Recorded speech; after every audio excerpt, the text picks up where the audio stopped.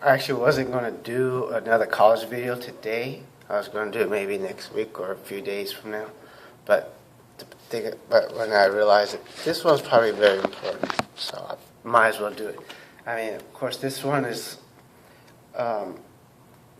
keeping all your documents, and another one about how you can piss off your professor. The piss off your professor one is not the most important, so we'll cover that first. If you want to upset the professor, it's constantly raise your hand in class, or just speak out in class. That's even worse, and criticize everything they say. Tell them they're wrong about something, without evidence, no proof, nothing. Just tell them, hey, you're wrong.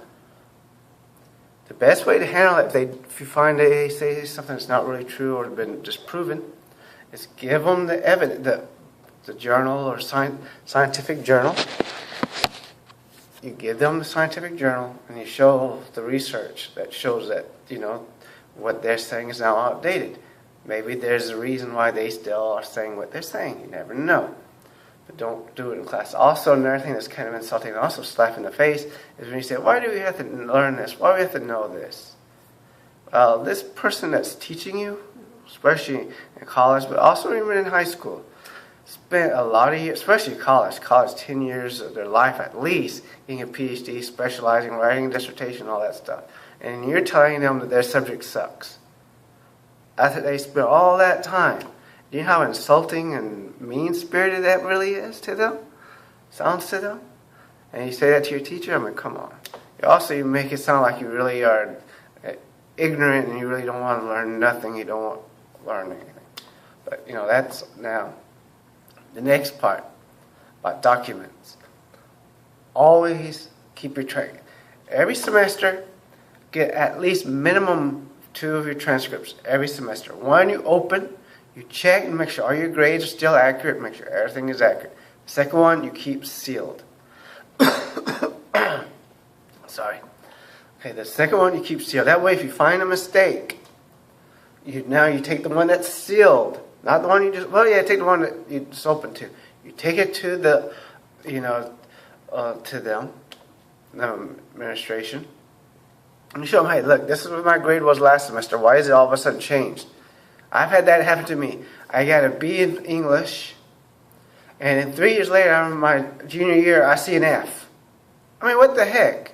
Of course, I had all my transcripts, so I asked them, what the hell are y'all doing? I didn't say exactly like that. Of course, they fixed it, because I had evidence. Don't let them screw you over like that. Another thing they did to me, you didn't take a foreign language. I took 3 years of German in high school. I didn't have to take it in college. And then they said, well, you're supposed to have taken this class exam to get your associate's degree. And it was like,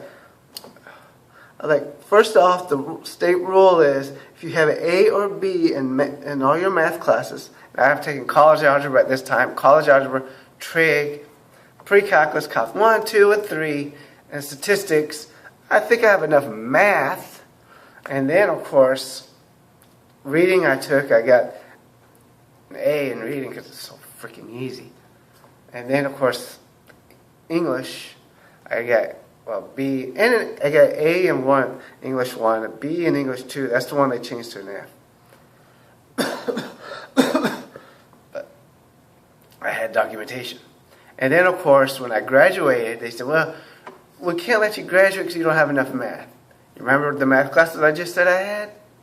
Well, I had it on my transcripts. Like, you're going to graduate me. Sorry, I'm getting my bachelor's degree. You ain't stopping me because I have the math classes. It says 6 credits minimum of math. I have pre-algebra. I have college algebra, I get a B. Pre-algebra, B. Calc 1, 2, and 3. Calc 1, I got a B. Calc 2, got a C. Calc 3, got a C. Yeah, okay, I'm not the best in calculus, I'll admit to that. Trig, I got a C, because again, I sucked at trig. I graduated with basically a 3.2. But 3.2 ain't too bad. Especially at USF. Especially when you're taking STEM classes, science. But, still, not too bad. Especially when you live in the dorm room. I'll get into that later. Keep copies of your transcripts. Keep your exams. Always keep your exams, because you're going to regret not doing that. Because if your teacher or the administration screws up your grades, you always have those exams to go back to. And your lab grades. And also throughout life, keep your credit card statements. That way, if anything happens, you have your credit card statements. Keep your IRS forms, your electric bill, things like that. You want to keep those, at least for 6 months. Your IRS, income statements you keep for life. The reason why when you're trying to get a home, as an example, a house, they're going to want at least 6 months of your electric bill. And you're going to want, they don't care about your credit card statements, but they do want your electric bill, your IRS, and your pay stub. Keep your pay stubs. Keep all this documentation. You want documentation. Your college will screw you over real good. They will bend you over and shove it right up your tail if they can. Trust me. They may not necessarily be doing it on purpose, but they'll still screw you over. So keep all your documents. Always. Never throw out anything. Also, before you sign anything, read it. I know they have teeny tiny words and it's hard sometimes to read it, but do it anyways, okay? Because you're going to regret not reading all that fine print. I remember when I took reading class, you learn to read. I mean, it has nothing to do. This is kind of off topic, You know how, you guys, you know how women are, how stuck up a lot of women are these days. And they were better in the 80s and 90s, I'm going to tell you that. Okay. Now, I'm a very, very, very, very fast reader. I've read a lot of books. I taught myself a lot of vocabulary. So I was reading at the highest level in this class.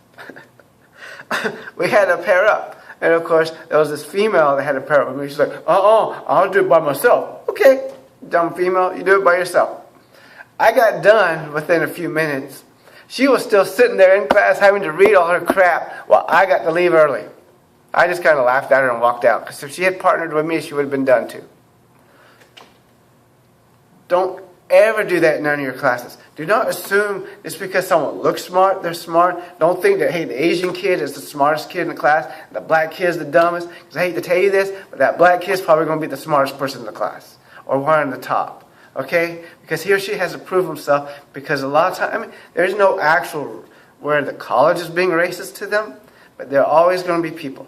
And don't assume that the male, if you're female, that he wants to date you and bang you and all that crap, okay? A lot of times he just wants to get through college. And guys, don't assume that every female is after you, okay? There's nothing wrong with partnering with somebody. And really, in my opinion, it's best to partner with someone of a different ethnic group.